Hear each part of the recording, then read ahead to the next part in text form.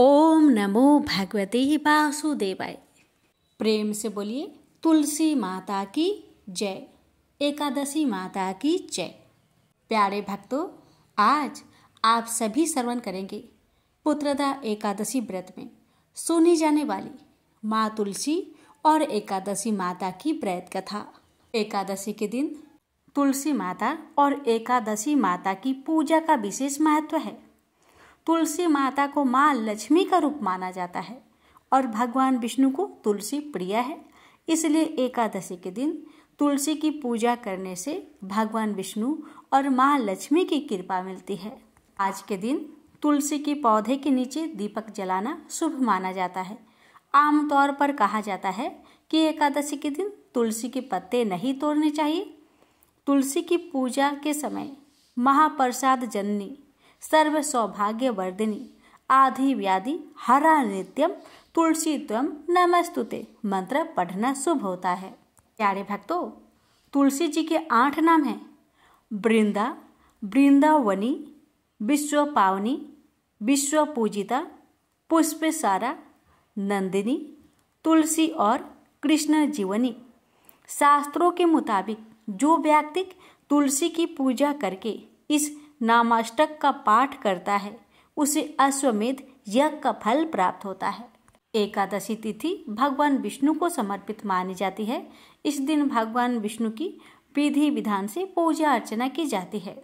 साथ ही इस दिन तुलसी माता और एकादशी माता का भी पूजन किया जाता है। जो भक्त इस दिन तुलसी माता और एकादशी माता का पूजन कर इन कथाओं का श्रवण करता है उस पर विष्णु भगवान और माता लक्ष्मी की विशेष कृपा प्राप्त होती है। तो आइए भक्तों, बड़े ही श्रद्धा और प्रसन्नचित मन से इस कथा का रसपान करते हैं। प्रेम से बोलिए लक्ष्मी माता की जय, विष्णु भगवान की जय। तो पहले सुनते हैं तुलसी माता की कथा। एक बार देवराज इंद्र देवगुरु बृहस्पति के साथ भगवान शिव का दर्शन करने कैलाश गए। महादेव ने दोनों की परीक्षा लेनी चाहिए, इसलिए रूप बदलकर अवधूत बन गए। उनके शरीर पर कोई वस्त्र न था। उनका शरीर जलती हुई अग्नि के समान धधक रहा था और अत्यंत भयंकर नजर आते थे। अवधूत दोनों के रास्ते में खड़े हो गए। इंद्र ने एक विचित्र पुरुष को रास्ते में खड़े देखा तो चौंके। इंद्र को देवराज होने पर गर्व घेरने लगा। उन्होंने उस भयंकर पुरुष से पूछा, तुम कौन हो? भगवान शिव अभी कैलाश पर विराज रहे हैं या कहीं भ्रमण पर है? मैं उनके दर्शन के लिए आया हूँ। इंद्र ने कई प्रश्न किए, लेकिन वह पुरुष योगियों के समान मौन ही रहे। इंद्र को लगा कि एक साधारण प्राणी उनका अपमान कर रहा है। उनके मन में देवराज होने का अहंकार उपजा, जो क्रोध में बदल गया। इंद्र ने कहा, मेरे बराबर अनुरोध करने पर भी तू कुछ नहीं बोलकर मेरा अपमान कर रहा है। मैं तुझे अभी दंड देता हूँ। ऐसा कहकर इंद्र ने वज्र उठा लिया। भगवान शिव ने वज्र को उसी समय स्तंभित यानी जड़ कर दिया। इंद्र की बाह अकड़ गई। भगवान अवधूत क्रोध से लाल हो गए। बृहस्पति उनके चेहरे पर आई क्रोध की ज्वाला को देखकर समझ गए कि ऐसा प्रचंड स्वरूप महादेव के अतिरिक्त किसी का नहीं हो सकता। बृहस्पति शिव स्तुति गाने लगे। उन्होंने इंद्र को भी महादेव के चरणों में लेटा दिया और बोले, प्रभु, इंद्र आपके चरणों में पड़े हैं, आपके शरणागत है। आपके ललाट से प्रकट अग्नि इन्हें जलाने को बढ़ रही है। हम शरणागतों की रक्षा करें। बृहस्पति ने विनती की, प्रभु, भक्तों पर आपकी सदा कृपा बरसती है। आप भक्त वत्सल और सर्वसम्मत है। आप इस तेज को कहीं और स्थान दे दीजिए ताकि इंद्र के प्राणों की रक्षा हो। भगवान रुद्र ने कहा, बृहस्पति, मैं तुम पर बहुत प्रसन्न हूँ। इंद्र को जीवन दान देने के कारण तुम्हारा एक नाम जीव भी होगा। मेरे तीसरे नेत्र से प्रकट इस अग्नि का ताप देवता सहन नहीं कर सकते, इसलिए मैं इसको बहुत दूर छोड़ूंगा। महादेव ने उस तेज को हाथ में धारण कर समुद्र में फेंक दिया। वहां फेंके जाते ही भगवान शिव का वह तेज तत्काल एक बालक के रूप में परिवर्तित हो गया। सिंधु से उद्भव होने के कारण उसका नाम सिंधु पुत्र जलंधर प्रसिद्ध हुआ। जलंधर जिसका नाम शंखचूड़ भी हुआ, शिव के तेज से उत्पन्न हुआ था। इस कारण परम शक्तियों से संपन्न था। वह देवों से भी ज्यादा शक्तिवान था। वह उस तेज से पैदा हुआ था जो इंद्र को समाप्त करने वाला था। इसलिए असुरों ने उसे अपना राजा बनाया। अवधूत रूप में यह लीला करने के बाद महादेव अंतर्ध्यान हो गए। इंद्र के गर्व का भंजन भी हुआ, भगवान के दर्शन भी हो गए। तुलसी से जुड़ी एक कथा बहुत प्रचलित है।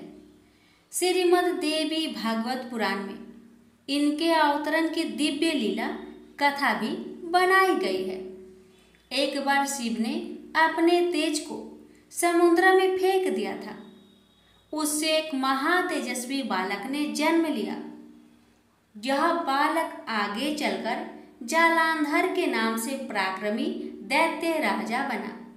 इसकी राजधानी का नाम जालांधर नगरी था।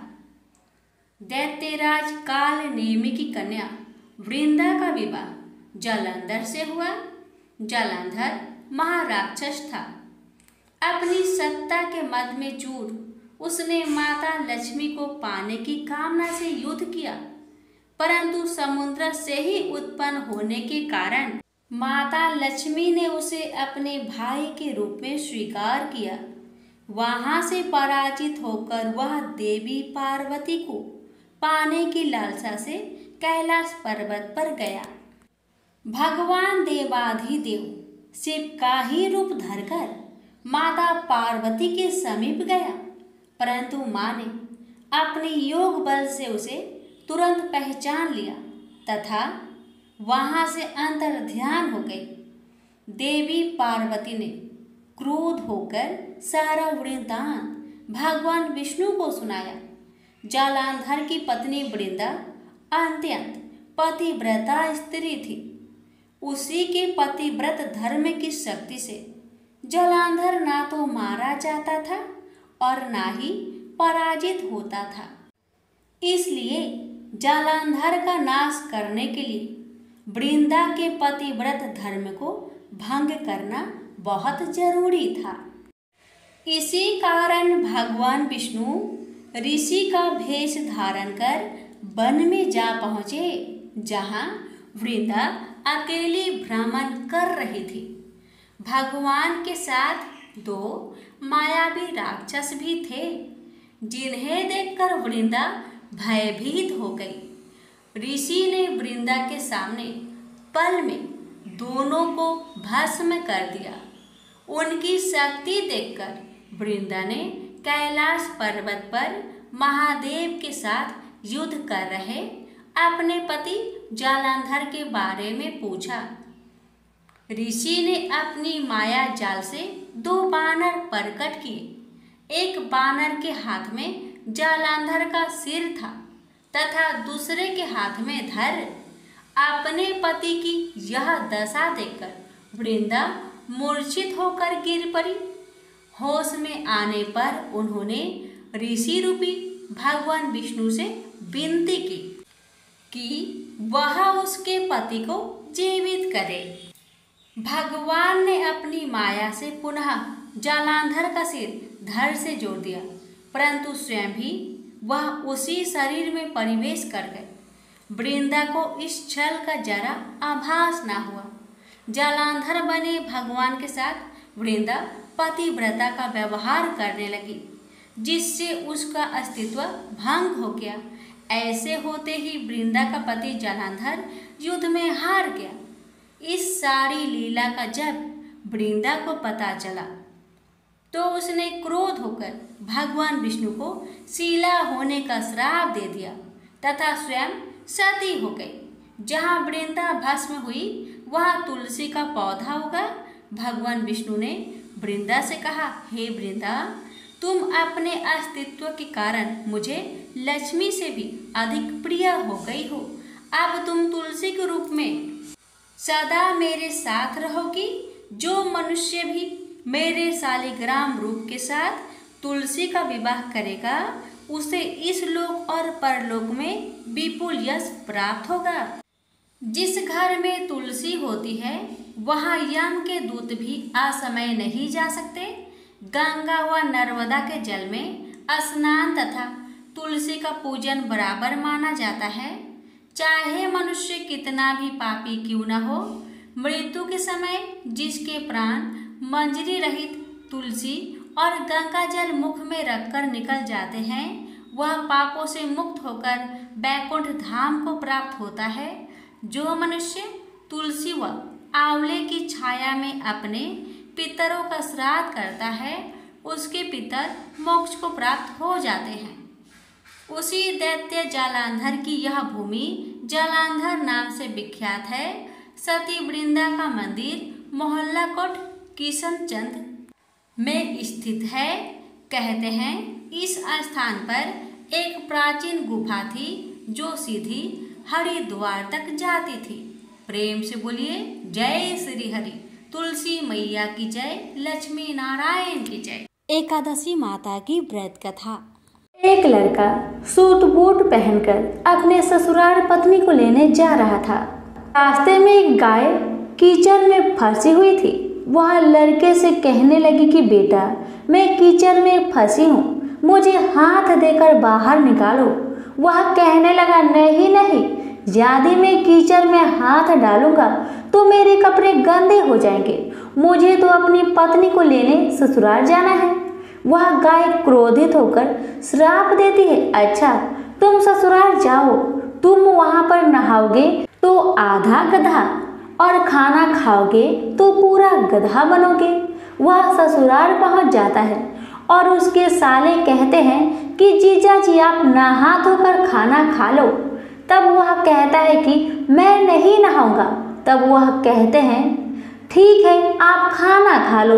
तब वह खाने से भी इनकार कर देता है। सब परेशान हो जाते हैं, जीजा ऐसा क्यों कर रहे हैं, ना तो नहा रहे हैं ना ही खाना खा रहे हैं। तब उसकी पत्नी कहती है कि आप क्यों नहीं नहाते या खाते हो। तब वह लड़का गाय की बात अपनी पत्नी से बताता है और कहता है कि मुझे गाय ने श्राप दिया है कि नहाऊंगा तो आधा गधा व खाऊंगा तो पूरा गधा बन जाऊंगा। तब पत्नी कहती है कि कोई बात नहीं, आप नहा लीजिए व कुछ खा लीजिए, मैं वचन देती हूँ कि मैं आपका साथ दूंगी। तब वह लड़का अपनी पत्नी की बात सुनकर नहाने के लिए तैयार हो जाता है और खाने बैठता है तो पूरा गधा बन जाता है। सब उसको गधा समझकर भगाने लगते हैं तो पत्नी उनसे कहती है कि इसे मत मारो, ये मेरे पति हैं, इसे गाय का श्राप लग गया था इसलिए ये गधे बन गए हैं। आप मुझे इसके साथ ही विदा कीजिए। आप उसे उस गधे के साथ विदा कर देते हैं। वह गधे को लेकर एक जगह झाड़ के पीछे डेरा डालती है। दिन भर मेहनत मजूरी करती है और 12 आना गधे पर खर्च करती है और 4 आने खुद पर खर्च करती है और बोझ गधे पर न डालकर खुद ढोती है। इस प्रकार वह रोज करती है तो रानी महलों की खिड़की में से रोज यह नजारा देखती है कि ऐसा इसे कौन सा दुख है, यह ऐसा क्यों करती है। एक दिन वह दासी को भेजकर उसे अपने महल में बुलाती है और पूछती है कि तुम ऐसा क्यों करती हो। तब वह कहती है तुम वचन भरोगी, तुम मेरी मदद करोगी तो मैं तुम्हें अपना दुख बताऊंगी। रानी वचन भरती है कि बहन मैं वचन भरती हूँ। तब वह सारी बात बताती है और कहती है इस प्रकार मेरे पति श्राप के वचन से गधा बन गए। तब रानी पूछती है कि इसका उपाय क्या है। तब वह बताती है, यदि किसी ने 24 एकादशी करी होगी, वह संकल्प करके इसे 24 एकादशी दे तो मेरे पति पहले की तरह ठीक हो जाएंगे। तब राज्य में ऐलान किया जाता है कि 24 एकादशी जिसने भी की हो वह राज दरबार में आए। अब एक बुढ़िया को लाया जाता है। जैसे बुढ़िया संकल्प करके एकादशी देती हुई नहाती है, उसके नहाने का पानी उस गधे पर गिरता है। वैसे वैसे वह गाय लड़के के रूप में आ जाता है। बुढ़िया लालच करके एक एकादशी व्रत रख लेती है तो उसका एक कान गधे का रह जाता है। सब कहते हैं ये क्या हुआ। तब बुढ़िया कहती है कि मैं भूखी प्यासी मरी सो, मेरे पास एक एकादशी तो रहने दो। तब सब कहते हैं नहीं, तुमने संकल्प किया है तो सारी एकादशी इस लड़के को दो, वरना यह पूरी तरह लड़का नहीं बन पाएगा। अब वह बुढ़िया सारी एकादशी उस लड़के को दे देती है और वह गधा पूरी तरह लड़का बन जाता है। राजा सारे राज्य में ऐलान करते हैं कि जिनके भी बन पड़े एकादशी करो, एकादशी जैसा दूसरा व्रत नहीं। प्रेम से बोलिए एकादशी माता की जय। एक बुढ़िया माँ एक बार 11 माता का व्रत रखी। बड़ी ही भाव भक्ति से पूजा अर्चना की। उन्हें वृद्ध अवस्था में क्या बाधा थी, वो तो अपने पुत्र पौत्रों की सुख सुविधा के लिए व्रत रखने लगी। वे दिन भर तो जरा कठोर मन करके अपनी प्यास को रख रही। दिन में पूजा पाठ किया, कथा सुनी और पंडित जी को मिट्टी के पात्र में भरकर पानी और ऋतुफल दान दिया। दोनों भर भर कर बूरा वितरण किया। उन्हें गर्मी के कारण बहुत बेचैनी हो रही थी। इस कारण से बड़ी देर तक पानी में पड़ी रही और पानी की कुल्ला करती रही, मुंह धोती रही। तब कहीं थोड़ा बहुत धैर्य बंध पाया। धूप तो तेज पड़ रही थी, इस कारण बार बार मुंह सूख रहा था। बूढ़ी माँ बहुत बेचैन हो रही थी। एक बुढ़ापा और दूसरे ये भयंकर गर्मी। वृद्ध अवस्था की स्थिति तो कुछ दूसरे ही प्रकार की होती है। ऐसे तैसे रो धो के दिन कट पाया। अब पहाड़ सी रात सामने थी, उसका काटना बड़ा ही कठिन दिखाई दे रहा था। खटिया पर पड़े शांति नहीं मिल रही थी। वे बार बार करवट बदल रही थी। अनेक बार वो बाहर जाती और भीतर आती।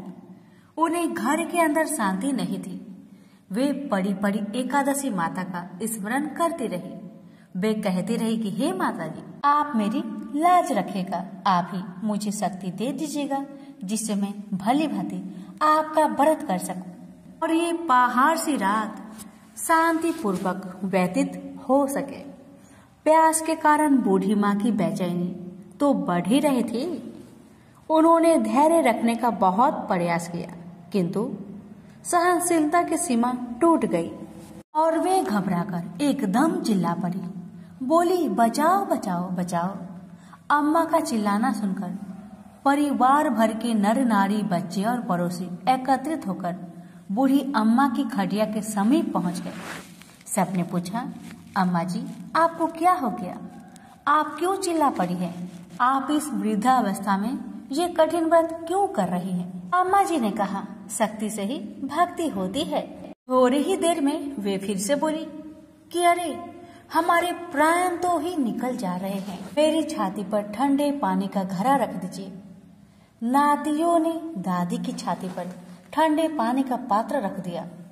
तब कहीं उन्हें थोड़ा बहुत आराम मिला और थोड़ी देर के लिए उन्होंने अपनी आंखें बंद कर ली। एकादशी माता ने सोचा कि ये बूढ़ी अम्मा है तो बहुत कठोर, जरा जाकर उसकी परीक्षा लेनी चाहिए। वे आधी रात को मुर्गा बनकर टेर लगाने लगी। मुर्गा की आवाज सुनकर दादी जल्दी से उठी और बाहर जाकर आसमान की ओर देखा, किंतु आसमान में कहीं उन्हें प्रातःकालीन तारा दिखाई नहीं दिया। वे सोचने लगी कि ये मुर्गा क्यों और कैसे बोल गया है। वे तो आधा रात मालूम प्रतीत होता है। उन्हें प्यास तो बहुत लग ही रही थी। थोड़ा बहुत उनका मन भी विचलित होने लगा था, किंतु अंत में उन्होंने दृढ़ निश्चय किया कि मैं अब व्रत को पूर्ण करके ही छोड़ूंगी, चाहे कुछ भी हो जाए, मेरा प्राण ही क्यों ना निकल जाए। ये सोचकर फिर वे खटिया पर शिथिल होकर सो गई।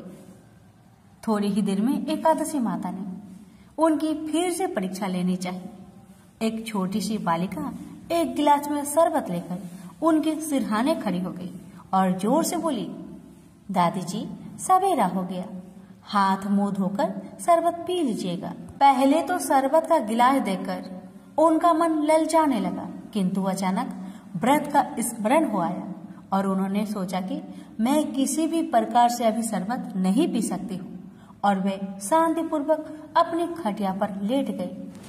फिर थोड़ी देर में उन्हें ऐसा लगा कि जैसे किसी ने उन्हें पानी के कुएं में पटक दिया हो। वे बड़ी देर तक उस कुएं में हाथ पांव चलाती रही, किंतु उन्होंने अपने मुख में पानी की एक बूंद भी नहीं जाने दी और वे दृढ़तापूर्वक अपना व्रत पालन करती रही।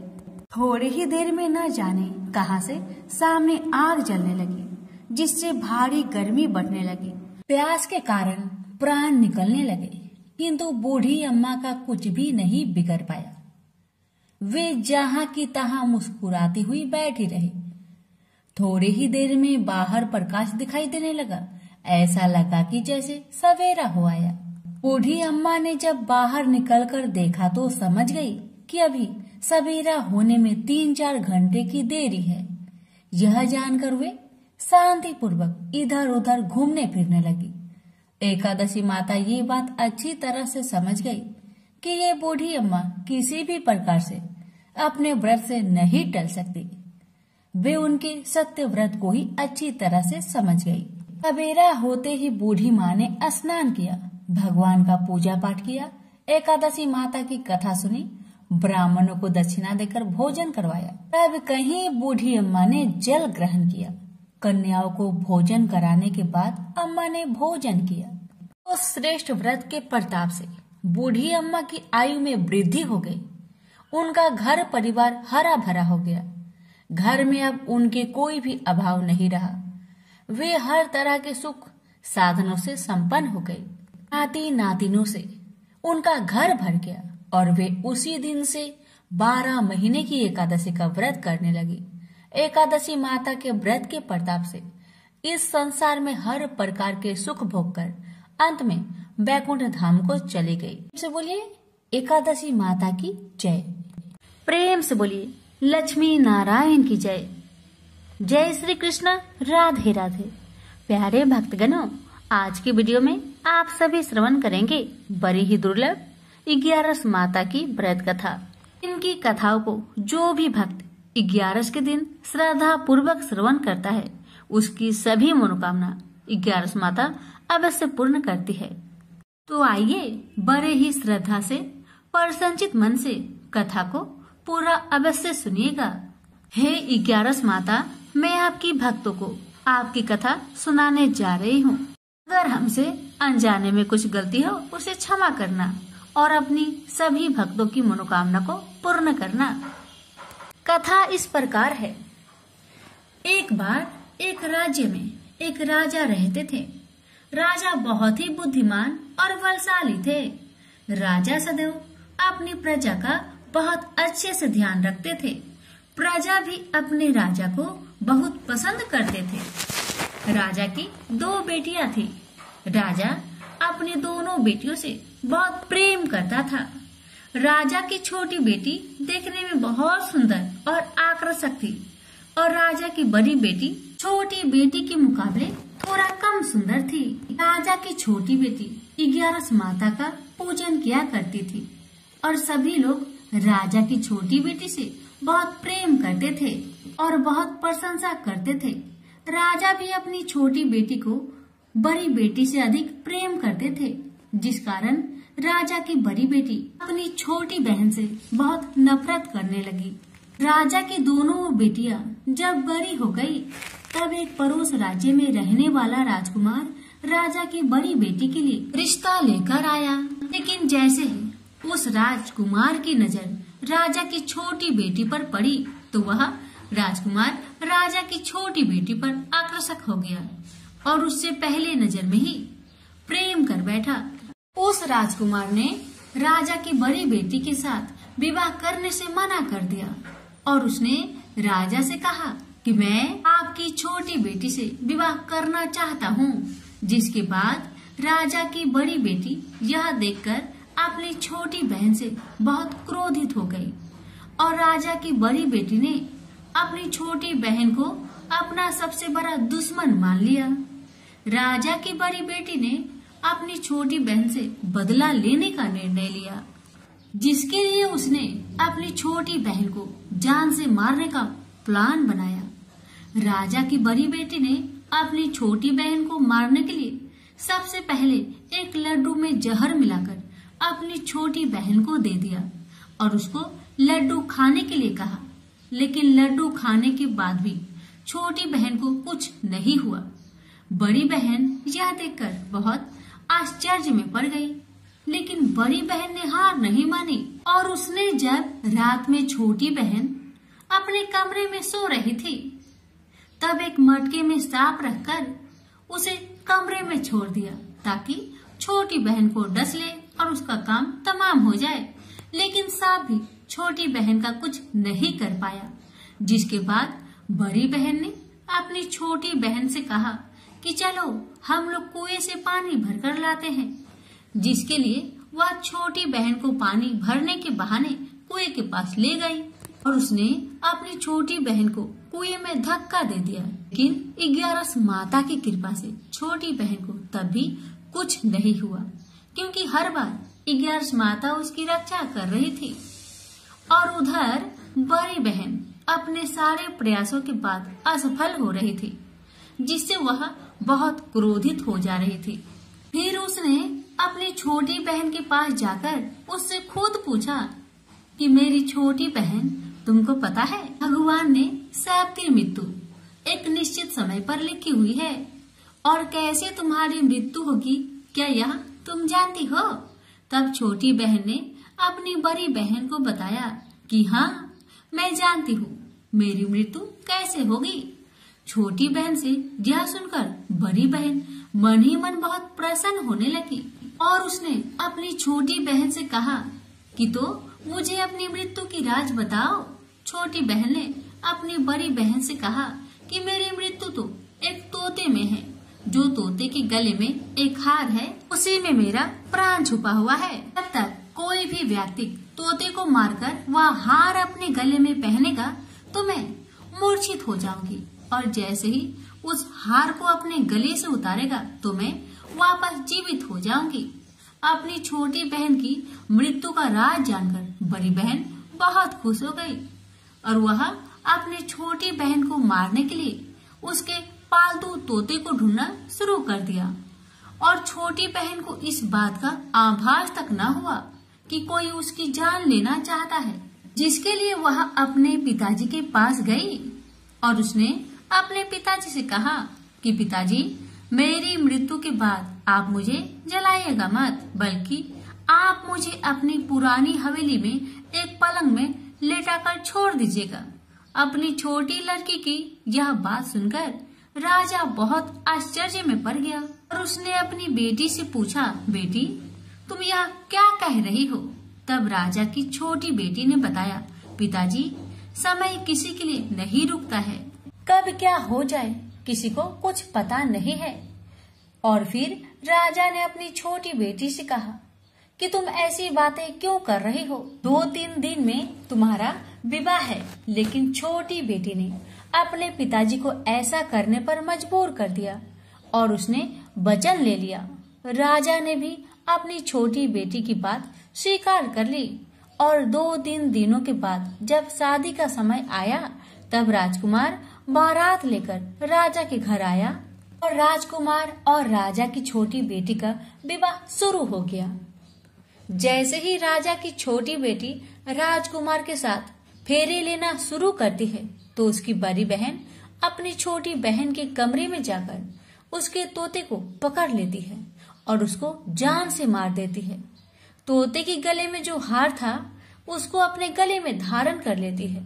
जैसे ही बड़ी बहन उस हार को अपने गले में धारण करती है तो उधर छोटी बहन 3.5 ही फेरे ले पाती है और वह फिर बेहोश होकर गिर जाती है।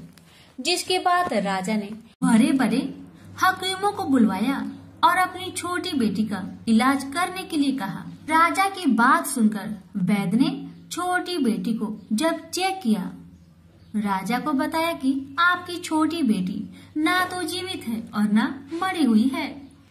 यह मैं ऐसी पहली बार देख रहा हूँ। राजा ने वैद्य और हकीम को ये बात बाहर बताने से मना कर दिया कि अगर तुमने यह बात किसी को बाहर बताई तो मैं तुम्हें फांसी दे दूंगा।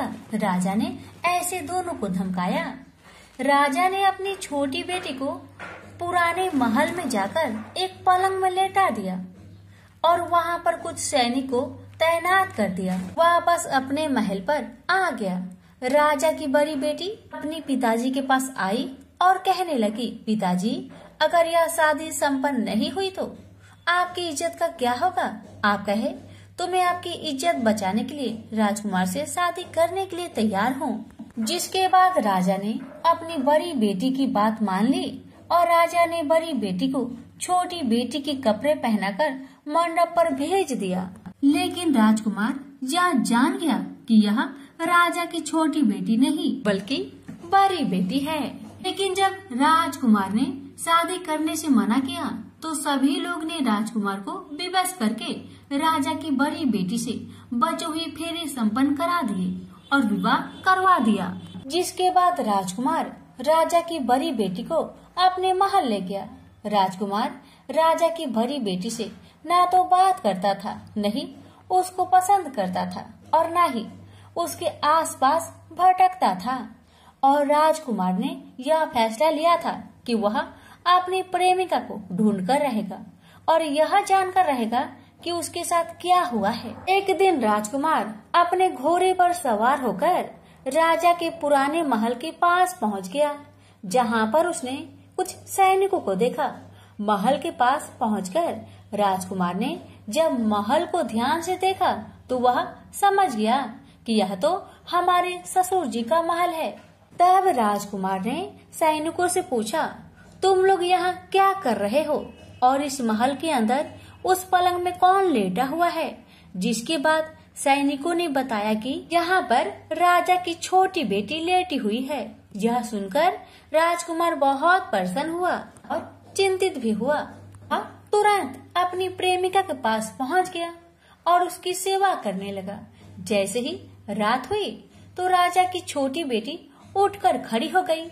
राजकुमार यह देखकर बहुत खुश हुआ और उसने अपनी प्रेमिका से पूछा कि तुम यहाँ क्या कर रही हो? तुम मेरे साथ मेरे घर चलो। राजा की छोटी बेटी ने राजकुमार को सारी बातें बता दी कि मेरी जान एक तोते में बसी थी और मैंने यह सब सिर्फ अपनी बड़ी बहन को बताया था और मुझे पता है कि उसने ही मुझे मारने का प्रयास किया है।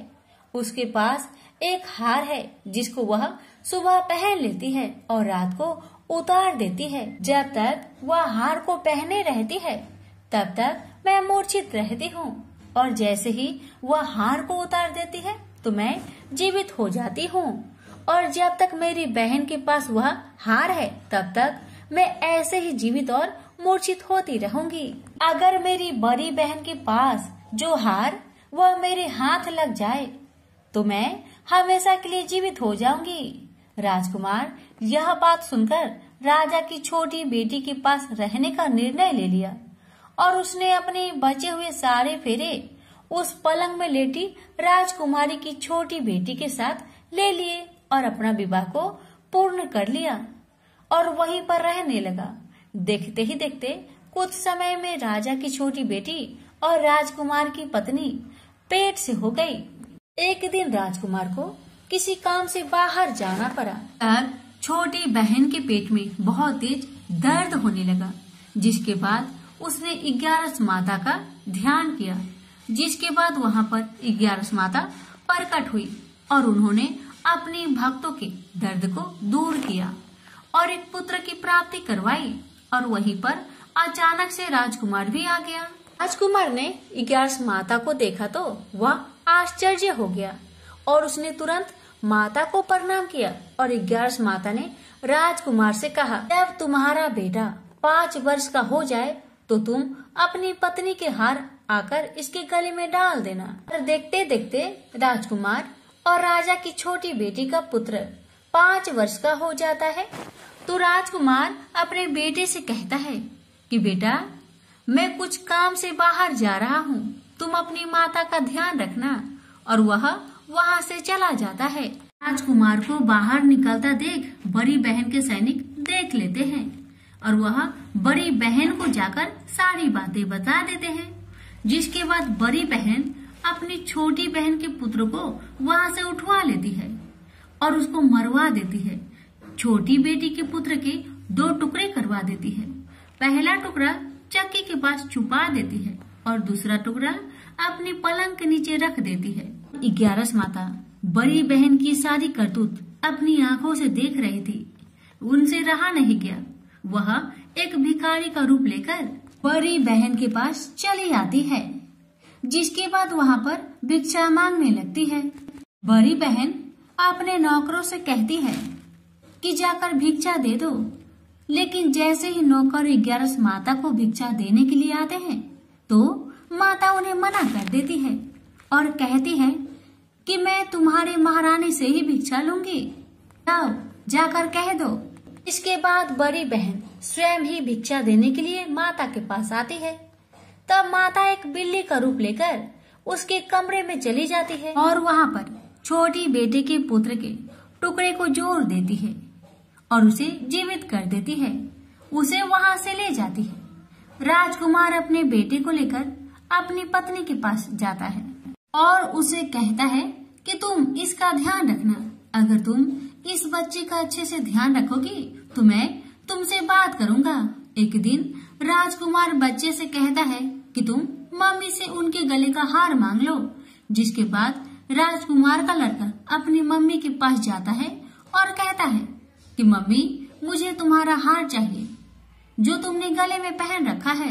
यह सुनकर पहले तो बड़ी बहन बहुत क्रोधित होती है, पर उसको यह याद आता है कि राजकुमार ने कहा था कि अगर मैं इस बच्चे का ध्यान रखूं तो वह मुझसे बात करेंगे। जिसके कारण वह हार को उस बच्चे को दे देती है और वह तुरंत हार ले जाकर अपने पिताजी को दे देता है। और तभी राजकुमार अपने बेटे को लेकर वहाँ से जाने लगता है और अपनी पत्नी से कहता है कि तुम हमारे लिए खाना बनाकर रखना, मैं शाम को आकर तुम्हारे साथ खाऊंगा। और वह अपने बेटे को लेकर वहाँ से चला जाता है। जिसके बाद वह राजा के पास जाता है और उनको सारी बातें बता देता है।